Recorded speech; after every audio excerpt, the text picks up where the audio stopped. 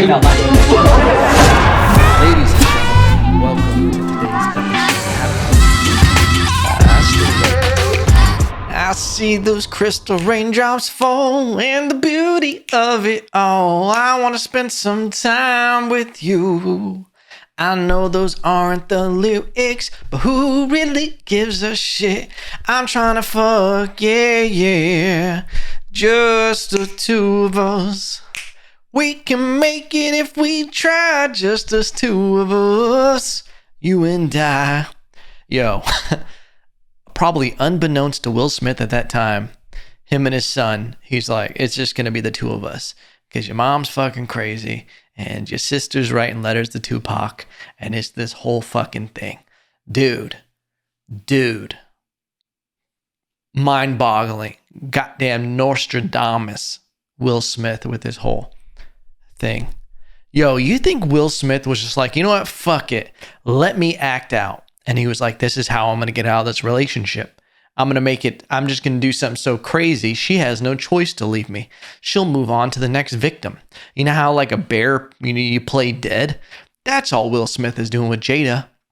He's like, let me fucking nuke my career so she sees nothing left, so she just moves on to the next victim. Because I'll tell you right now, make no mistake, that is a goddamn succubus, okay? That is a ring wraith. That is a dementor. Okay, the way she just gets on him, you know why she's bald? Because she's sucking so hard the life out of people that all the hair just went, the follicles just closed up and went inside from all the vortex of air being sucked down her gullet. Just so yeah, welcome to the podcast. Okay, episode 238. Just the two of us. Jaden, we can make it if we try, just the two of us.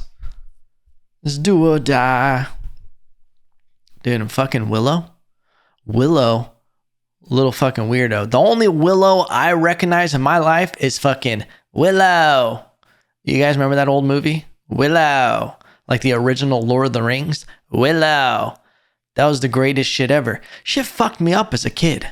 I remember sitting there thinking about that movie as a little kid in bed. And I was like, that just blew my goddamn mind. Like, it was so fantastical that it took me for a ride. All right. It made my kid Willie just tingle thinking about Willow. And, I remember the fucking scene. There was a couple scenes in that movie that fucked me up. When, I don't know if it's Willow with the little wand, and he's like changing the lady from like a crow into a pig, into a lion, then finally into the old lady. That scene was crazy special effects for that time. Just, dude, if you took someone from like that era and you placed them now in like one of these Hollywood movies, their dick would go, because it would explode. It would be so tingled that it would just fucking pop off. And rightfully so, because technology, huh? But that movie messed me up, and they weren't like nightmares. I would just have these crazy dreams where it was just like, I don't know if this is okay, what's happening? And you'd wake up more with like adrenaline rushing, Here's another thing. When I was a kid, the youngest one in the family, when a rated R movie would come around, you didn't always make the cut, and it's fucked up. Listen, I'm a vasectomy baby, okay? This family already didn't want me to start, okay? Now, star player. Listen, when you're a vasectomy baby, you have no choice but to acknowledge that you were not planned. And that's okay. There's plenty of mistakes out there that are out there living and just rocking in the free world. And we're making something of ourselves. So stand up, all you unplanned babies, okay? Just over here, just fucking rocking it, taking shots at the moon, whether they want it or not. Hey, I showed up to the fucking carnival. I ain't got no goddamn ticket, but I'm gonna ride the fucking ride. Try to stop me. See what the fuck happens. Cave in your little pre-planned fucking head. Sorry, that was aggressive. Listen, I got no beef with the plannies. All right, that's what us vasectomy babies call you, plannies. Any of you, your parents were, they had that in mind of why they showed up to the job with a purpose. I don't like to get into my parents' mindset at that time, but it wasn't a let's put another financial burden out there. You know, let's this shit's not stressful enough. Let's add another one. You know, you ever seen a weightlifter about to like blow their ass out and they're like fucking squatting at the end and they're about to pass out? They never go, throw another kid in there, you know? You know, it just wasn't planned. But anyway, the point I was making, I don't know. That's the reality of the situation where we're at. Okay. I figured it out. Okay. You didn't always make the cut as the youngest to watch a rated R movie. And I remember one night, family from Blockbuster, not my family from Blockbuster. Okay. I don't have a separate Blockbuster family. It'd be kind of cool if I did. But my family rented Anaconda from Blockbuster. Now, here's what's fucked up. Do you remember before movies were great and everything, scary stories that people would tell you, urban legends, were terrifying? Like, we joke around about sitting around a campfire and someone holding a fucking flashlight to their chin and being like, it was a night, kind of like tonight. And in the distance you hear,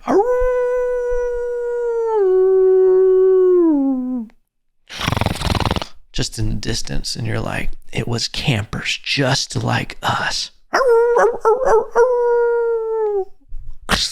Twig snap in the back. And what those are doing is your mind starts playing tricks on you. It's painting the vision. Here's the thing. It's painting your own picture. It's a choose your own adventure. And you're going to go the scariest route. Someone starts telling you a story about something creepy that happened. You're filling in the blanks with your own imagination of what's scariest to you. Now, keep that in mind, that's why stories are so great when they're told, because you're filling in the blank. All right. You got to really trust someone if you're going to rely completely on the movie for the fear. Because remember, like a werewolf in London, and these movies, at least early monster movies, they wouldn't show the monster too much because the fear was in the imagination. It was in the conjuring up what that could be. And at the time, frankly, if you saw it full on, makeup and everything wasn't good enough to even make it scary. It debunks the whole fear of it. But if they're just lurking in the shadows and everything, even in movies now, remember when every single horror movie did that creepy where their girls' bones would break and they would like and like walk up a fucking wall backwards and like just up in the corner? There was a moment in Hollywood where that's all people did. It wasn't even a scary. They're just like, yeah, throw it in there. Throw it in there. We'll pay the fucking budget. Just fucking throw it in there. And it was like every scary movie just had a creepy girl go up the fucking wall backwards. Anything to just bend back and it was all there was for a while, just pop and locking.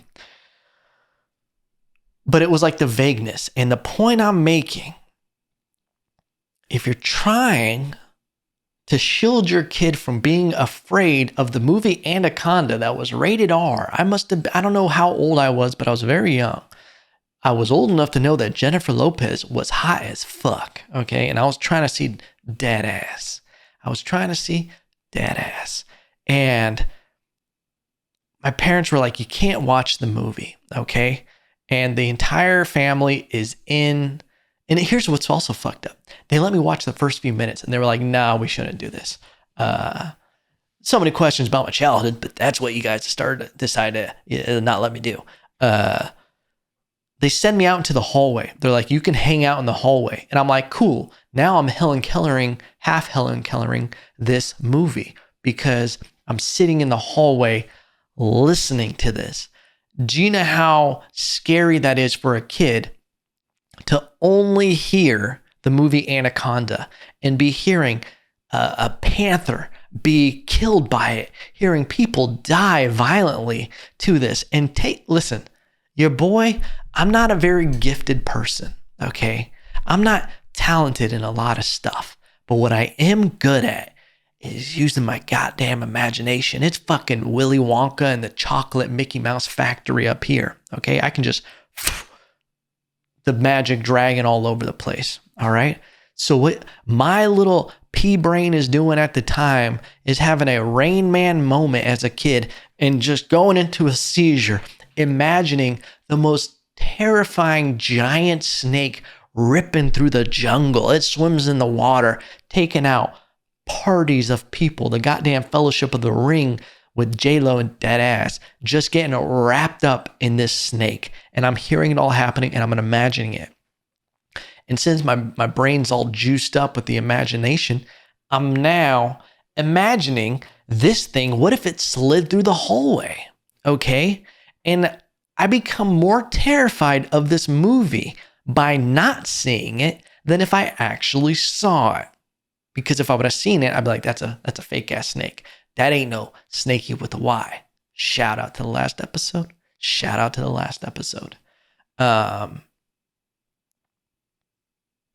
But yeah, that's the craziest thing, is that like thinking that that's going to be okay. Like, let them hear, this movie, but don't let them see it.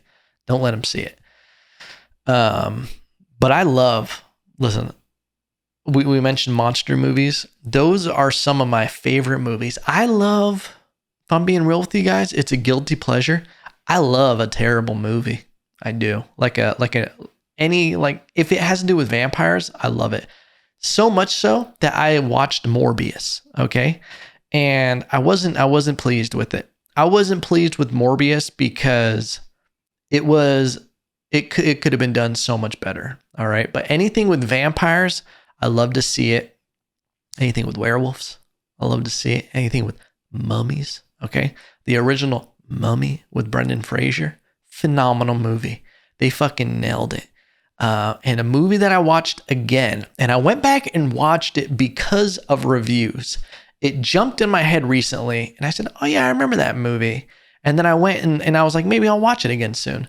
And then I went and Googled the reviews, because that's like what I like to do. I like to go see what the people think. And I went to Rotten Tomatoes. This movie had, I believe, a 29% on Rotten Tomatoes. And this movie was Dracula Untold. If you have not seen Dracula Untold and you like vampire movies, you're missing out, okay? Because it's a different kind of vampire movie. And it's great because it was so well written. And before anybody who agreed with the bad reviews, it was so well written in the sense of the origin stories and tying it to actual lore and real history. Because they made Dracula Vlad the Impaler, who was a real person in history, which is great. And if you don't know who that is, crazy ass dude who would, you guessed it, impale people, raise them up on stakes, and then set them down and eat his meal in front of them. Like while they were alive. Dude, medieval times, no pun intended, was a dark age. Dark age. I randomly, listen, sometimes when you click on an article titled The Darkest Torture Methods in History, you ain't gonna sleep good for a little bit. The brutalizing that people did to other people is insane. And that wasn't too many people in the past. Okay. It's been some people's grandparents were doing some pretty fucked up things. Hell, some people's grandparents were doing some fucked up shit. Hell, there's people today doing some fucked up shit. But back in the day, that was normal. There was one thing. Literally, the device was they would tie you to this pyramid-shaped thing. You guessed it, butt naked. And they would tie your legs so you couldn't move off of it. And it'd go up your butthole. They were doing butt stuff back in the day. Not in a good way. Hey, how you guys doing? It is fucked up. Like stretching people until their limbs just came off. That was normal. That means there was someone's job to like build those machines. They're like, yeah, this is what I do. This is my art, bro. You know, like imagine some fucking hipster who they just make like these niche boutique torture devices.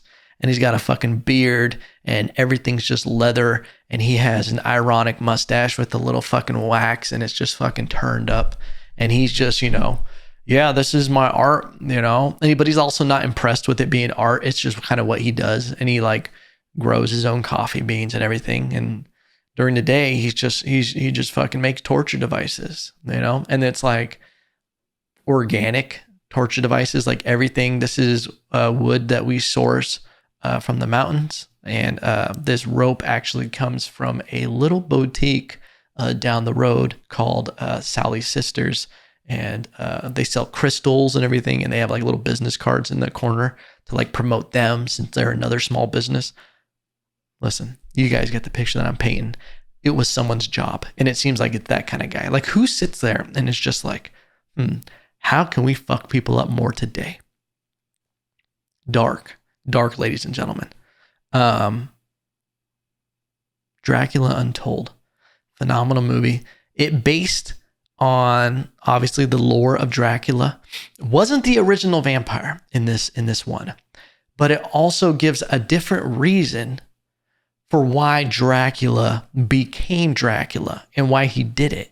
And I don't want to spoil it because I'm sure some people may go watch it, but it's a great take on why Dracula became Dracula, and why Vlad the Impaler, why did we throw an extra thing on there?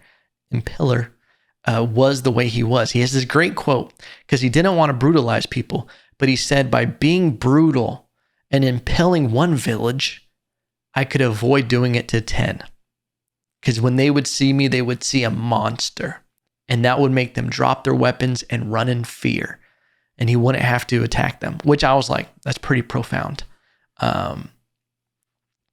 But there was something with this movie that made me go back and be like, wait, was something else supposed to happen? Because the movie ends with kind of a lead into almost like setting up another movie. Literally, the movie ends with, now the fun begins. And it's like this other character walks out of the frame, and it's like, wait, that seemed like weird. This was a new beginning. Like, oh, what happens next?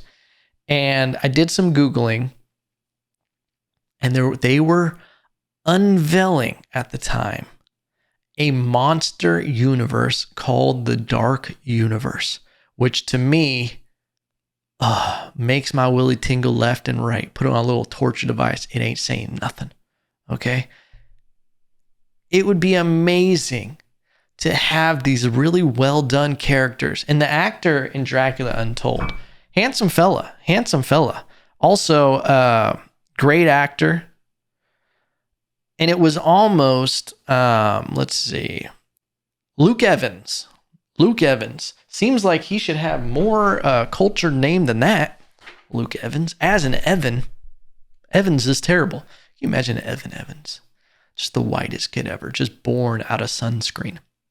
Anyway, I digress. They were going to have a dark universe. Here's what I also would love to see. If you don't know by now, your boy loves movies. It's one of my favorite things to do is to watch movies and also just talk about movies. I have a good buddy. After every movie that we both decide to see, whether it's like Doctor Strange or a movie that comes out, we'll get on the phone for like 20, 30 minutes, talk about the movie, and then also talk about what we would have loved to see, what we liked about it, what this means, and we just get real nerdy with different plots. We'll watch a terrible movie and just talk about how much better it could have been if they did this, if they cut this out, why would they do this? This is why this movie did terrible. There was no connection in this, why we didn't care about this character. Just real nerdy shit. But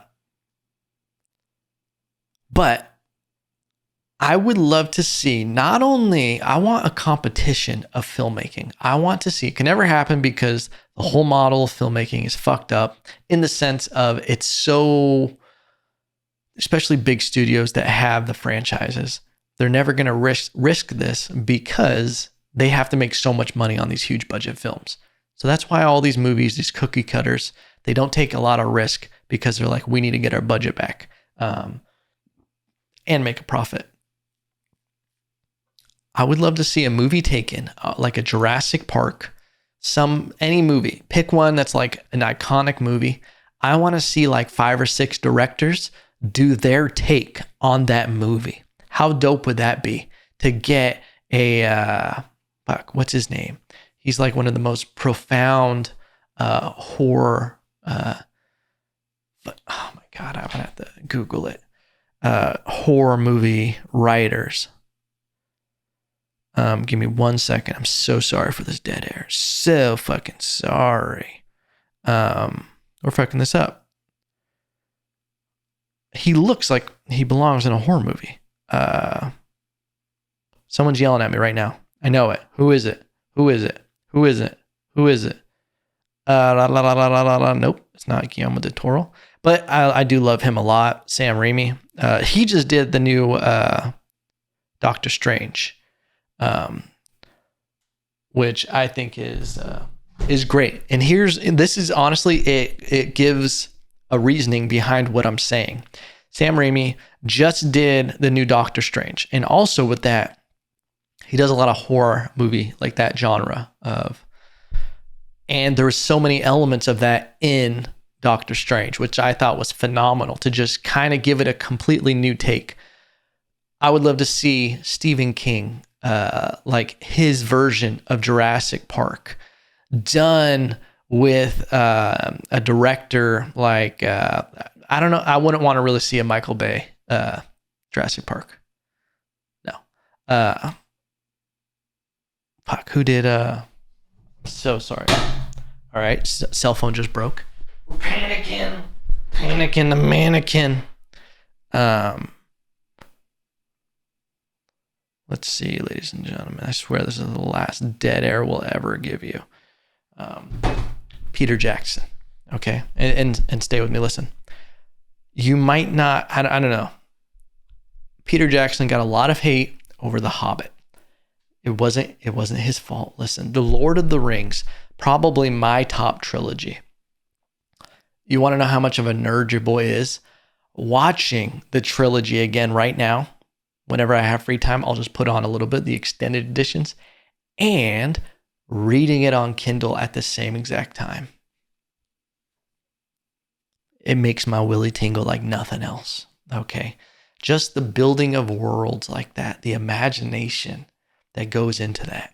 But I would love to see a Stephen King written Jurassic Park and with how are we going to forget the name already? I just know it's Peter Jackson film. And then we give it to a bunch of other directors and we just see their own versions. They can cast different people, or it would be fun, kind of like American Horror Story, if they used the same cast and we just got to see different versions. We took these different stories and they say, hey, let's see what you do, what you do, what you do, what you do. And like get all these dope stories of the same plot. How dope would that be? And how good would directors try to be if it was a competition? If they were like, they didn't skimp on certain things because they knew, okay, this is like they're going to get shown out, you know? Ugh, I would love it. Make my fucking willy tingle. But the big thing with this whole dark universe, like I love the way that DC did the Joker. I think that's a phenomenal movie. That would be great with Robert Pattinson. If we combine those worlds and we created, almost if Robert Pattinson, that Batman was a little more drama. Okay, it wasn't campy at all. It was more broody and dark and like almost more grounded than a normal Batman movie. It wasn't as much punch, pow, wham, but they like would try to put a little bit of popcorn in it, if you will. But it would be great to have that Joker and make them mix and have a more dramatic movie like that in the story, because that's what made the Joker great. But I digress. This dark universe, it was a huge plan, and they were starting to unveil it. They unveiled something like 10 or 15 movies that they were going to make, from Dracula, the Wolfman, the Swamp Monster, The Mummy, Dr. Jekyll and Mr. Hyde. They had all this universe plan that they were going to build out, kind of like a Marvel thing. And then guess what the fuck happened? Guess what the fuck happened? Tom Cruise decides to be in The Mummy. The worst rendition of The Mummy ever. Listen, I never saw it. I think I saw it once at a barbershop. It was on and I was just looking at it from a distance and going, this looks fucking terrible. But it seems stupid. I remember the plot. Like, you know, I remember seeing a commercial and I was like, oh, like they were going down with the mummy. And I was like, oh, this is Mission Impossible. This is Mission Impossible. Just add mummies. That's all the Mummy was with Tom Cruise. It wasn't this. The problem is, this is the problem when you're Tom Cruise. Besides Scientology, whenever anybody's looking at a movie, they're going, hey, that's Tom Cruise. Hey, that's Top Gun. This is Mission Impossible with mummies. Like, Tom Cruise has one move, and he's too iconic. He's too iconic. These characters have been typecasted, and which is why he does so many. Like, what movie has Tom Cruise done that wasn't one of his iconic movies that you know him from? Like, it wasn't some sequel to already. All he's been doing is Mission Impossible movies. The Day After Tomorrow, phenomenal movie. I think that's what it is with Tom Cruise. That was the last like good one. Other than that, Minority Report. But guess what? Minority Report, you twist it a little bit, it's Mission Impossible. Okay? I would love to see, and dude, and he has Top Gun coming out right now. Like, what? And it was delayed. Whenever a movie gets delayed, it's not going to be a good movie. It's never worked out once. Tom Cruise is too big, and you want to create a universe like this. You can't put these huge iconic characters in there. It never works. All right, it just never works out. To bring this all around full circle, you look at Will Smith. Will Smith became too big of a character. I feel he did decent. He had a good run. There was some like cool science fiction movies that came out, like iRobot, I Am Legend. It might be my top Will Smith movie. He did some things in that movie that I think stretched him as an artist. You know, I thought it was great I remember seeing it for the first time in the theater. And there's a scene where he's shirtless doing pull-ups and just fucking getting after it. And there's this lady in the theater and she goes, I want some of that now. And then everybody started laughing in the theater. She killed it. Probably a comedian somewhere now. Dude, there was a lady at Costco the other day, not to get completely down a different rabbit hole. I was returning something and she was the funniest lady. I was like, dude, you need to leave Costco and go do an open mic. Like, she was just killing it with she had canned lines. I was like, oh, this is a professional. Okay. She had stuff ready. She was riffing and everything. It was great. But that's besides the point. I Am Legend. This has been only a movie podcast for some reason. It's just what your boy's feeling right now. Okay. I Am Legend, when he's in the movie store and he's looking at the girl who's just a mannequin, and you can see like this is someone who hasn't had human interaction, and he's trying to create this artificial human interaction. He's just like looking at her. I love that scene. And then also the Fred scene. Ugh. And that might have been, dude, whenever animals die in movies, it doesn't make your boy's willy tingle. It makes your boy's willy fruit roll up. Okay? Because I'm just like, I can't handle this. When he's holding his dog after it gets bit and it's starting to change, and he's just got to hold it and like choke his dog out. Brutal. But yeah, the whole reason we're not getting the Dark Universe is because of fucking Tom Cruise. I blame Tom Cruise. Okay. Just too big. That movie tanked so bad that they literally scrapped all plans to make it. But some good news. If you like Dracula Untold, They re-released it on the streaming not too long ago, and it became the number one trending movie. Great reviews for some reason after it was just streaming years later, and now they're thinking about doing another Dracula. So shout out to the Dracs. That's our group that we're in that support the Dracula movie, the Drac Pack. Anyway, we'll end on this note, ladies and gentlemen. I just wanted to touch on this because it's so weird to me. It's in a movie vein, okay? This is the movie podcast. Margot Robbie, or Margaret Robbie, whatever her name is, from The Wolf of Wall Street, Birds of Prey. She killed it as Harley Quinn. They're talking about rebooting Pirates of the Caribbean with her as the star. Are you out of your fucking mind? Don't Margot Robbie my pirates, okay?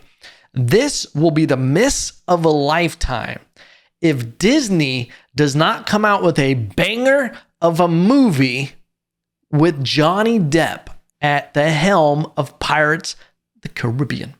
Okay? After everything that has happened with this trial, and the iron has never been hotter to get support for Johnny Depp.